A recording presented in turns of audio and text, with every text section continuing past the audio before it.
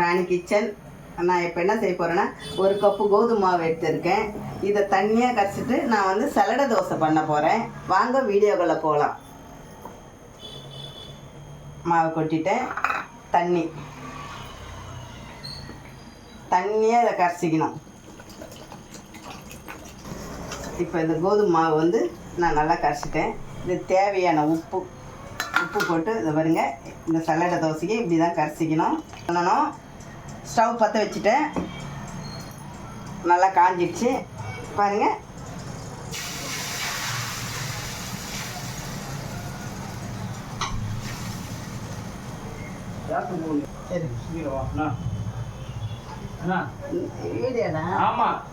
சலடை dosa ready ஆயிடுச்சு. கையில் தான் ஊற்றணும், கரண்டிலாம் இதுக்கு தேவையில்லை.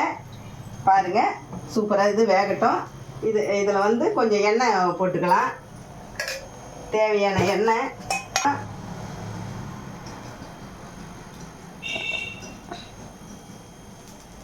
கோதுமை தோசை, சலடை தோசை இது சூப்பராக இருக்கும். தேங்காய் சட்னி வச்சுக்கலாம், இல்லை சிக்கன் வச்சுக்கலாம். இது கோதுமை தோசை, சலடை தோசைன்னு சொன்னேன். என்ன சூப்பராக வந்திருக்கு பாருங்கள். அவள் தான் திருப்பி போட்டால் குழந்தைங்களாம் ரொம்ப விரும்பி சாப்பிடும். எவளுக்கு எப்படி இருக்குது பாரு, காத்தாடி மாரி இருக்குது பாரு. கோதுமை தோசை வந்து சுகர் பேஷண்ட்டுக்கு ரொம்ப நல்லது. கோதுமை தோசை சுட்டாக்கா எல்லாம் வளகுதுன்னு சாப்பிட மாட்டாங்க.